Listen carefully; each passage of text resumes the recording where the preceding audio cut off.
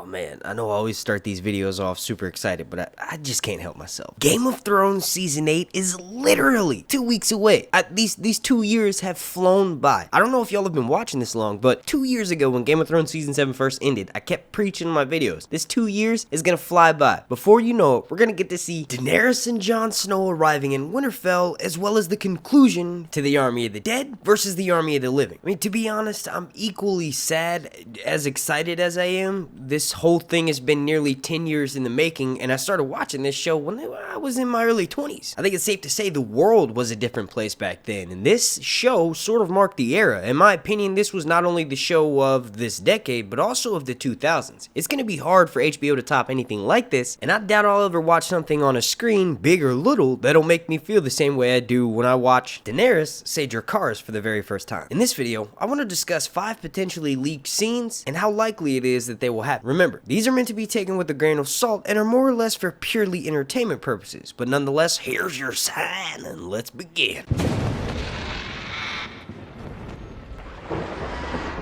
Before we get started, please slap a like on this video, as the like goal is going to be 2,421.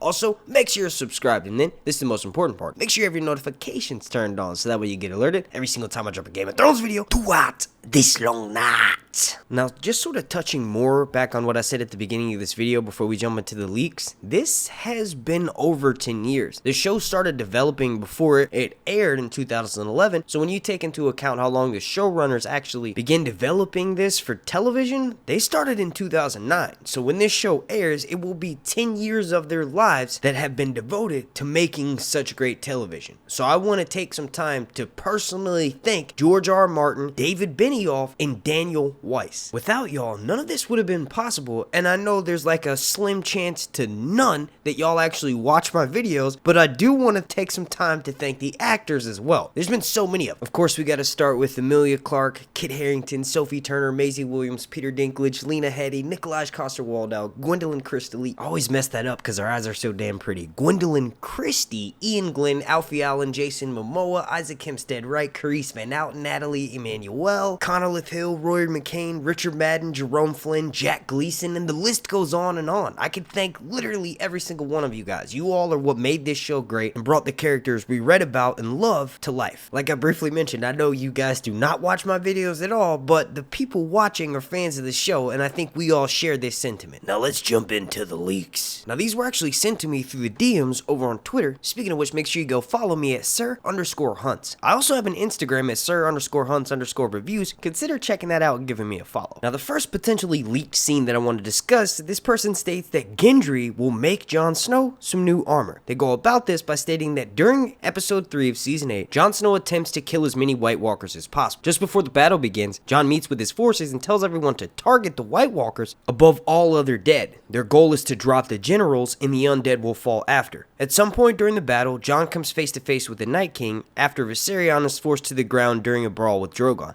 The Night King draws a special ice sword made from dragon bone, and Jon begins fighting with the Night King, and upon contact with his blade, Longclaw is shattered into pieces. Just before Jon is cut down, Rhaegal lands beside him and unleashes flames upon the Night King. After the Night King is forced into retreat, the battle ends, and most of Jon Snow's armor is destroyed during the fighting. Gendry then immediately begins working on a new breastplate for Jon Snow, and he uses remnants of Jon Snow's shattered Longclaw in combination with dragon glass in order to make Jon Snow a Valyrian steel breastplate. At the start of episode 4, Jon dons his new Valyrian steel armor, and Gendry etches a direwolf and a 3-headed dragon into the armor. Hey man, you had me until the last part. What's interesting about that is, like 2 months ago, someone left a really random comment on one of my videos stating that they had seen the upcoming Funko Pops for Game of Thrones Season 8, and in one of them, Jon Snow was supposedly holding his broken Longclaw. Now, I know that was probably just some random person trolling me, but wouldn't it be awesome if Longclaw was to shatter, that Jon would get some new reforged sword? It'd be cool to see Jaime give his sword Widow's Wail up to Jon Snow, because we all know that was made from ice, which is House Stark's ancestral sword. Now, ever since the Game of Thrones Season 8 trailer came out, a lot of people think the leader of the Golden Company, Harry Strickland, has Blackfire. The main reason being is because the last time Blackfire was seen, which was actually the sword that Aegon used to conquer Westeros with, well, most of Westeros with, was seen when Aegor Bittersteel Rivers, who was basically a legitimate bastard of King Aegon IV, I think it was, Targaryen, after he fled Westeros, the last time the sword was seen was over in Essos after he formed the Golden Company. And with them coming back into play, a lot of people think that the reason why there was this emphasis on his sword in the trailer was because it may be another Valyrian steel weapon. Like some people said, it does look like a curved scimitar, but I'm no sword expert, and I don't think that's quite curved enough for it to be a scimitar. It looks like it may be of some sort of significance, but I think people think that the Golden Company are going to rally behind Daenerys, so they want the leader of the Golden Company to have a house or an ancestral sword that he'll use to pledge allegiance to Jon and Daenerys. Maybe he'll even offer up the sword. But all that aside, and before we move on to this next leak, I do think it's possible for Gendry to form some sort of new armor for someone next season. It makes sense in my book if he does something for the dragons in particular. We do know they tend to be the most vulnerable, very similar to Daenerys, and also every single main character, because no one who has screen time wears a helmet. What the fuck is up with that? But as far as Gendry forming a breastplate for Jon Snow using the broken pieces of Longclaw, I don't really see that happening at all, especially him etching the Targaryen and the House Stark logo on it. Now, the next leak that I want to discuss is Qyburn begins working with Varys and betrays Daenerys by giving info to Cersei in Game of Thrones Season 8. This person states that during Episode 1,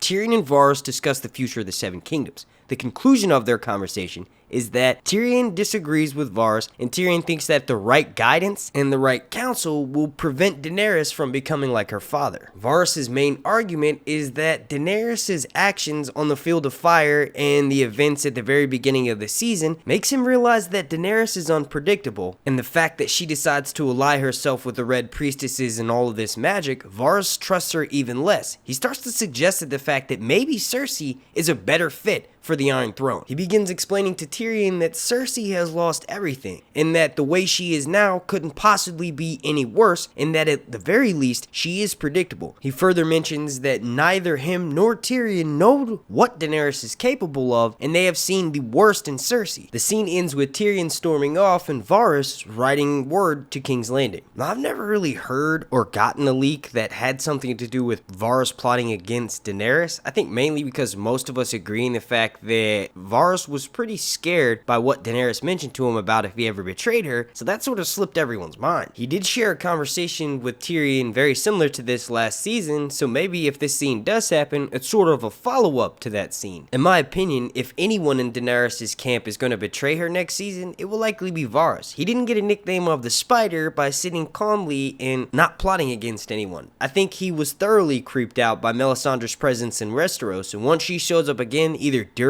or right after the War for the Dawn, Varys may just start plotting against Daenerys and Jon after he sees what Melisandre is capable of. They have to give his character something to do next season, and I doubt he'll be one of the main characters who is just sacrificed in order to further the story. I'm pretty sure Varys will be around for the majority of the final episodes, and maybe even survive until the very end if he isn't killed when the dead start entering the crypts of Winterfell. Now, the next leak that I want to discuss is something that I'm not really going to spend that much time on, and that's because I've dedicated entire videos to it before in the past. Now, this person mentions that Sansa will die in Game of Thrones Season 8, saving Arya. They mention that during the battle for Winterfell, Sansa is in the crypts and Arya is chased down there. When she enters, she attempts to lose the dead around the many winding turns of the crypts, but ultimately leads them directly to Sansa. While all this is happening, Bran is watching. He wargs into Nymeria and sends the direwolf pack to Arya's location, and just as she is forced into the room with Sansa, a White Walker pops up and begins sparring with Arya. Nymeria runs in and distracts the White Walker while Arya drops to her knees from her wounds.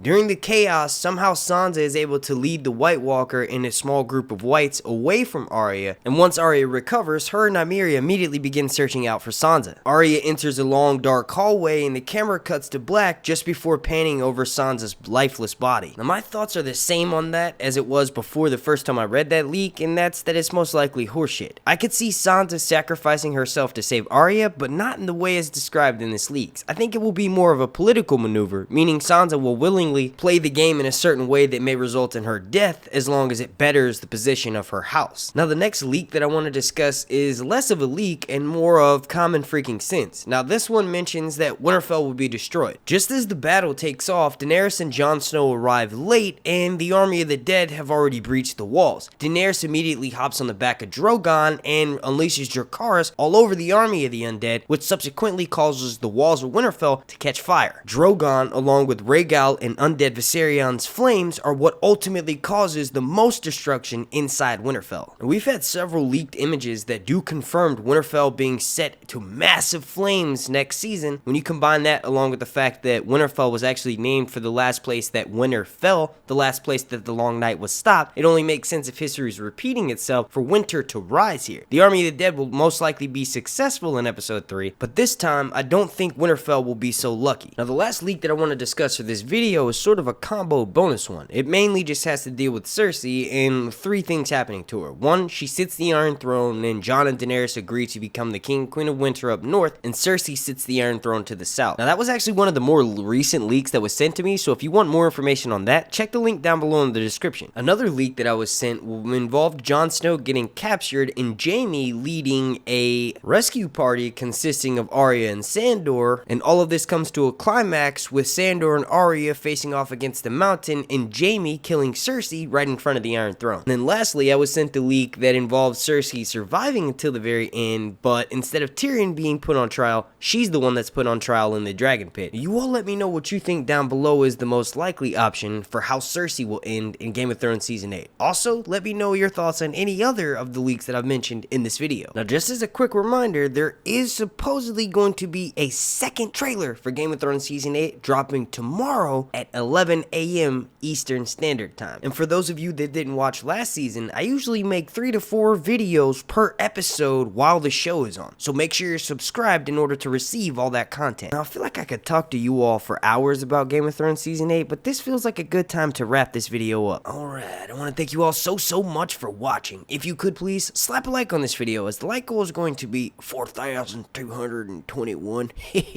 Also, make sure you're subscribed, and then make sure you have your notifications turned on so that way you get alerted every single time I drop a Game of Thrones video throughout this long night. Super special thank you to every single member of my Patreon family over on patreon.com/SirHuntsReviews, and a super special shout out to every single person watching this video. My name's Mark, this has been Sir Hunt's Reviews.